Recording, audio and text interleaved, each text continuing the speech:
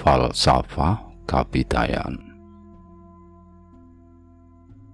Melalui jejak sejarah, kita bisa mengetahui bahwa budaya Hindu dan Buddha dari Asia Daratan atau India pernah mendominasi dan mewarnai budaya Jawa selama lebih 1000 tahun. Anehnya, ketika rejim wangsa-wangsa yang berasaskan budaya Hindu dan Buddha tersebut surut, ternyata tidak meninggalkan komunitas Jawa pemeluk dua agama tersebut yang signifikan. Hal ini menarik untuk dikaji, karena mengesankan penerimaan Jawa terhadap agama Hindu dan Buddha sepertinya hanya dilapis luar atau lamis. Batin budaya dan peradaban Jawa tetap utuh, tidak banyak berubah. Ketika masuknya budaya dan peradaban Timur Tengah, Arab, dan Persia melalui agama Islam, batin budaya dan peradaban Jawa masih tidak berkeming. Bukti nyatanya, terlalu sedikit jumlah kaum muslim Jawa yang mengerti dan paham bahasa panembah mereka kepada Tuhan. Malah terkesan ada penjawaan Islam yang dibuktikan dengan diadopsinya lagu budaya Selamatan Jawa oleh komunitas muslim Jawa. Demikian pula ketika Jawa menerima aliran budaya dan peradaban yang berasaskan Kristiani. Penjawaan agama Katolik dan Kristen Protestan terjadi pula. Kedua agama Kristiani tersebut pada kenyataannya juga mengadopsi lagu budaya Jawa Selamatan Kelahiran, Perkimpoan, dan Kematian. Di era modern zaman ini, Jawa menerima aliran masuk budaya dan peradaban modern sekuler barat yang ujung tombaknya ilmu pengetahuan dan teknologi. Namun kenyataannya, orang-orang Jawa yang terintelekkan masih juga percaya ajaran leluhurnya. Setidaknya terindikasi dengan masih banyak yang tunduk tak berani menentang terhadap kepercayaan Jawa tentang adanya hari baik dan hari buruk. Bisa dikatakan wong Jawa intelek pun masih menganut dan mengikuti pilihan hari baik untuk menikahkan anak, bahkan dalam hal melaksanakan serah terima jabatan di pemerintahan. Indikasi-indikasi tersebut di atas menunjukkan ada ketangguhan budaya dan peradaban Jawa. Ketangguhan dalam bersinggungan dan berinteraksi dengan budaya dan peradaban lain sudah barang tentu disebabkan ketangguhan aras dasar budaya spiritualnya. Atau boleh dikatakan ada ideologi yang terinternalisasi paripurna sampai membalung sumsum dan menjadi otot bayu Jawa. Aras dasar budaya spiritual atau ideologi yang tangguh tersebut adalah falsafah panunggalan, yaitu ajaran atau konsep pandangan hidup yang menyatakan bahwa semua yang ada di alam semesta ini manunggal, merupakan maha kesatuan tunggal semesta. Struktur sistem panunggalan berupa hubungan pancer, mancapat, inti, plasma, bertingkat-tingkat dari yang kecil, misal atom dan sel hidup, sampai dengan yang tak terhingga besarnya atau alam semesta. Keseluruhannya tersatukan dalam jaringan panunggalan secara kosmis magis.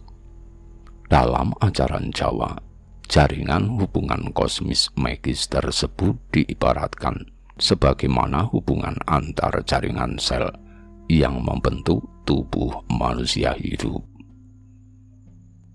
Semua jaringan sel dalam tubuh saling terhubungkan secara harmonis oleh urip, sehingga ada Ajaran Jawa tentang awal mula tergelarnya alam semesta dinyatakan dengan simbolisasi peristiwa diremasnya Antiga oleh Hyang Wisesaning Tunggal, sehingga tercipta 3 unsur semesta: bumi lan langit, cahyo lan tejo, dan manikmaya.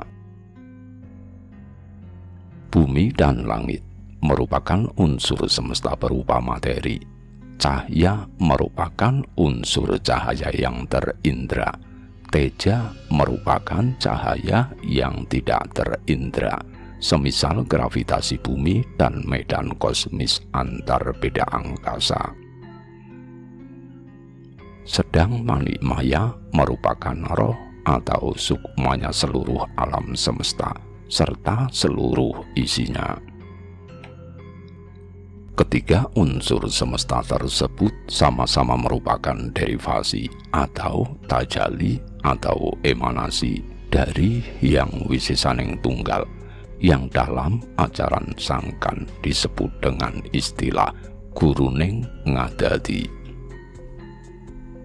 Maka karena sesama derivasi guruning ngadadi, ketiga unsur semesta tersebut manunggal dan ada. Seluruh titah hidup menurut ajaran Jawa tersusun dari ketiga unsur semesta tersebut.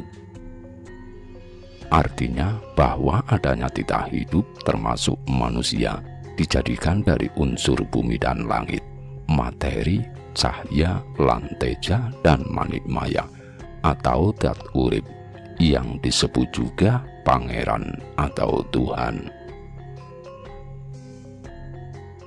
Pemahaman ini rujukannya pada wejangan dari wejangan Wolong Pangkat sebagai berikut. 1.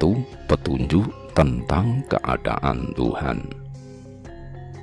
Sejatinya tidak ada apapun. Sejak masih awang-uwung belum ada pembilangan, belum ada nama, dan belum ada sebutan. Yang ada terdahulu itu aku atau ingsun.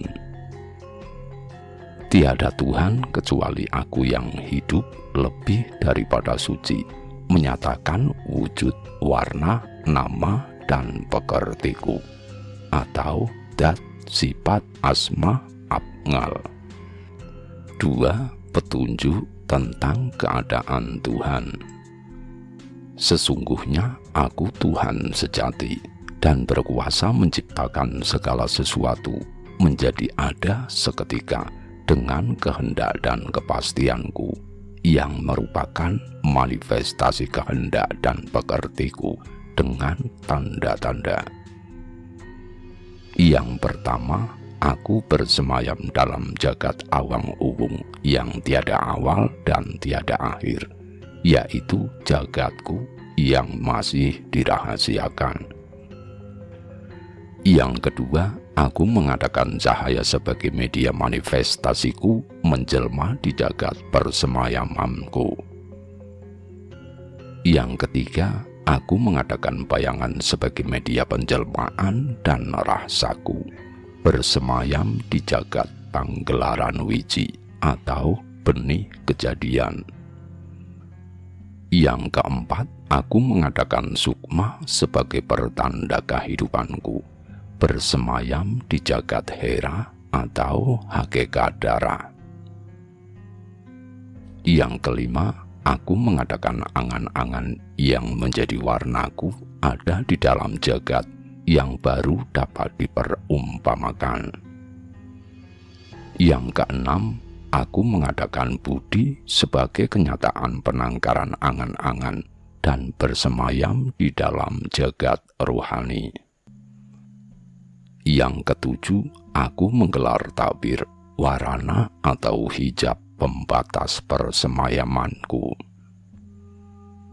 6 perkara yang di atas aku titahkan di dunia, yaitu sejatining manungso atau dat urip yang ada dalam raga manusia. Yang ketiga, petunjuk kegelaran keadaan Tuhan. Sejatinya manusia itu adalah rasaku dan aku adalah rasanya manusia, karena aku menitahkan wiji cacamboran atau benih campuran yang mewujud sebagai kehendak dan kekuasaanku, yaitu hakikat, api, bumi, angin, dan air. Yang aku berkati 5 perkara, yaitu cahaya, cipta, sukma atau nyawa, angan-angan, dan budi. Itu semua sebagai bingkai penjelmaanku, meliputi dalam raga manusia. Wejangan atau wirid tersebut di atas dengan sangat jelas menerangkan ide penyatuan manusia dengan alam semesta. Diistilahkan dengan jumbuhing jagat cilik dan jagat besar. Panunggalan untuk seluruh makhluk disebutkan pada piwulang adanya saudara gaib bagi manusia, sedulur tunggal dina kelahiran, yaitu semua anak titah ciptaan Tuhan yang bersamaan kelahiran dengan si manusia. Panunggalan antar titah dumadi yang menyaudarakan manusia dengan semua titah hidup bukan sekedar wacana kepercayaan, namun sudah menjadi laku budaya spiritualnya orang Jawa. Contoh laku budaya spiritual tersebut, laku budaya wiwit, ritual sesaji saat akan memanen padi. Dalam ritual tersebut ada acara mbuai sesaji di 4 sudut bidang sawah dan tulakan, saluran pengairan ke sawah. Dilakukan anak-anak peserta ritual yang diajari pembacaan rapal. Kaki danyang, nyai danyang, semoro bumi kang manggon ing pojok papat lan tulakan sawah. Aku disroyo, mbok, apa tujuan kita? Menehake pepancenmu kang wis melu njogo lan ngrekso sawahku. Ritual wiwit dan rapal mbuai tersebut menunjukkan sikap menyaudaranya wong Jawa dengan titah gaib yang disebut danyang semoro bumi, di mana dalam hal ini titah gaib tersebut dianggap ikut membantu menjaga dan ngrekso sawah hingga tanaman padinya selamat dan bisa dipanen. Laku budaya bancaan dawet untuk hewan ternak yang melahirkan. Suatu laku budaya Jawa yang dilakukan pemilik ternak saat ternaknya melahirkan. Silahkan direnungkan, laku budaya ini kiranya sangat mendalam kandungan wawasan spiritualnya. Tradisi Jawa pada setiap malam Jumat Kliwon atau malam hari wetonan melakukan sesaji sederhana dengan kembang setaman. Pagi harinya, kembang setaman disebarkan di perempatan jalan. Banyak yang menganggap laku budaya ini klenik dan tahayul. Namun kiranya perlu direnungkan rapal ketika membuang kembang setaman tersebut. Ora nyebar kembang nanging nyebar kabecikan. Sejatining Gusti ingkang Maha Kuwasa keparenga paring kawilujengan lan kerahayuan dumateng sedaya titah paduka ingkang nglangkungi prapatan punika. Masih banyak laku budaya spiritual yang ada di ranah budaya dan peradaban Jawa. Bagi yang tidak mengerti banyak yang menganggap primitif dan bodoh. Namun coba disimak kecerdasan orang Jawa dalam memanipulasi sesaji untuk ritual yang mengharuskan penghilangan nyawa hewan. Sesaji kepala kerbau dimanipulasi dengan kerbau-kerbauan yang dibuat dari tuntut pisang.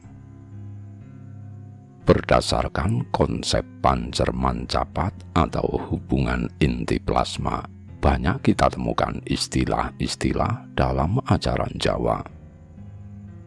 Yang paling terkenal adalah istilah manunggaling kawula Gusti, merupakan pencapaian tertinggi laku spiritual, tetapi juga bermakna sebagai pandangan Jawa tentang sistem tata semesta, sistem tata negara dan pemerintahan, serta sistem tata kemasyarakatan.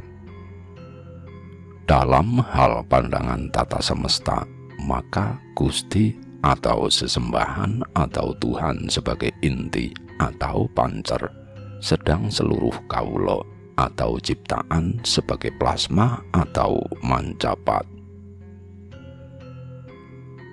Dalam hal tata negara dan pemerintahan, maka ide atau cita-cita mendirikan negara sebagai inti atau Gusti, sedang seluruh warga negara, apapun posisinya sebagai plasma atau kawulo. Dalam hal tata kemasyarakatan, Jawa mengkonsepkan ide Toto Tentrem Kerto Raharjo.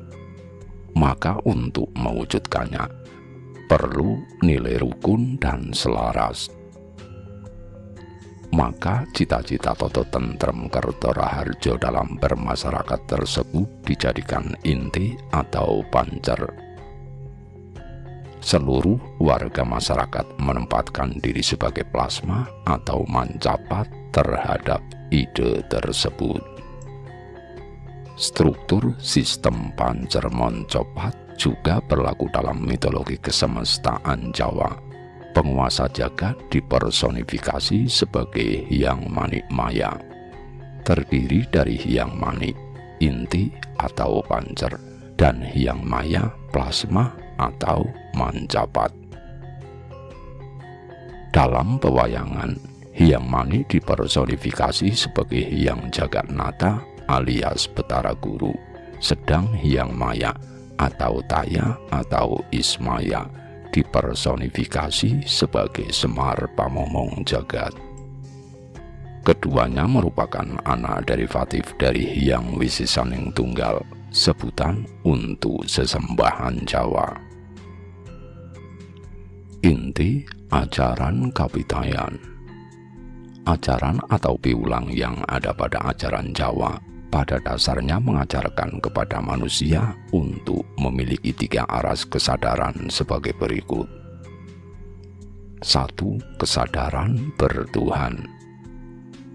Artinya bahwa filosofi Jawa menyatakan adanya Tuhan sebagai Kang Murbeng alam atau penguasa alam semesta. Wujudnya tan kena kinaya ngopo, artinya tidak bisa didekati atau dihampiri daya nalar, daya rasa, pangrasa, dan daya spiritual yang dimiliki manusia. Maka kemudian dalam mitologi Jawa, Tuhan berderivat atau bertajali secara bertingkat-tingkat sedemikian rupa sampai bisa dipahami oleh daya nalar, daya rasa, pangrasa, dan daya spiritual manusia. Oleh karena itu, sikap dasar wong Jawa terhadap ekspresi kesadaran bertuhan sangat toleran terhadap adanya perbedaan panembah atau Tuhan. 2. Kesadaran semesta. Merupakan ekspresi kesadaran adanya hubungan kosmis, magis manusia dengan alam semesta dengan seluruh isinya. Wujud ekspresinya berupa pandangan Jawa tentang Bopo Angkoso dan Ibu Bumi. Menurut pandangan Jawa ini, maka uripe manungso disangga unsur-unsur dari angkasa dan bumi yang kemudian kasukman oleh dat sejatining urip. Dari filosofi ini pula diturunkan konsep kewajiban manusia menyangga panunggalan atau kesatuan tunggal semesta, melu memayu hayuning bawono. Dari konsep kewajiban manusia tersebut, maka keluarannya berupa nilai rukun dan nilai selaras yang wajib dioperasikan oleh setiap manusia Jawa. 3. Kesadaran wajib beradab bagi umat manusia. Mengoperasionalkan nilai rukun dan nilai selaras merupakan ekspresi keberadaban manusia.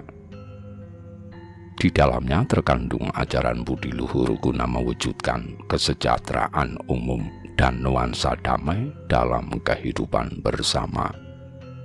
Bukan sekedar hidup bersamanya sesama manusia, tetapi juga dengan semua makhluk ciptaan Tuhan. Kesadaran bersaudara dengan semua titah dumadi merupakan tingkat tertinggi dari keberadaban manusia. Ketiga aras kesadaran tersebut di atas merupakan ajaran pokok dalam hal melaksanakan falsafah panunggalan. Sebagai suatu peradaban manusia, maka Jawa memiliki nilai-nilai yang berguna dan mampu memandu bagi manusianya untuk menjalani hidup. Pada kenyataannya, hidup manusia tidaklah sendirian, tetapi bersama manusia yang lain maupun semua makhluk ciptaan Tuhan lainnya. Secara umum, nilai-nilai budaya dan peradaban suatu komunitas manusia ada yang bersifat universal, tetapi juga ada yang hanya berlaku untuk komunitas etnis manusia yang bersangkutan. Dalam konteks Jawa sebagai bagian Indonesia dan bagian peradaban seluruh umat manusia, maka nilai-nilai kejawaan yang perlu diselisih adalah yang berkaitan dengan kepentingan keindonesiaan dan kemanusiaan sejagat. Maka dengan demikian bisa diselisih ideologi Jawa yang bertolak dari nilai-nilai budaya dan peradaban. Ketika nilai-nilai kejawaan bisa diangkat menjadi ideologi, maka dimungkinkan untuk berdialog ideologi di kancah internasional. Tidaklah muluk-muluk sekiranya ajaran-ajaran sejatining urip atau hakikat hidup Jawa yang bertolak dari falsafah panunggalan bisa dijadikan ideologi pemersatu umat manusia. Setidaknya bisa dijadikan jembatan penghubung antara kutub peradaban religius berdasar ajaran agama dengan kutub peradaban sekuler berdasar rasionalitas modern. Untuk mengantar kepada wacana ini, menarik untuk dikaji carakan aksara Jawa yang oleh banyak pujangga dimaknai sebagai ajaran hakikat urip. Di antaranya sebagaimana pretelan wirid filsafat Nusantara. Hononiro sejatining wahananing hyang. Keberadaanmu sesungguhnya adalah media adanya Tuhan. No natian nora kasat mata pasti ono. Walaupun tidak kasat mata, tetapi pasti ada. Carming hyang yakti tan ceto wineco. Kemanunggalan Tuhan sesungguhnya tidak secara gamblang dijelaskan. Rasokno rakete lan onggoniro. Rasakan eratnya dengan badanmu. Kawruhono jiwaniro kongsi kurang weweko. Ketahuilah akan jiwamu hingga sejelas-jelasnya. Dadi sasar yen siro nora waspada. Tersesat bila kamu tidak waspada. Tamatno prabaning hyang sung sasmito. Perhatikanlah cahaya hyang yang memberi pertanda atau petunjuk. Sasmitane kang kongsi bisa karasa, pertanda yang hingga dapat terasakan.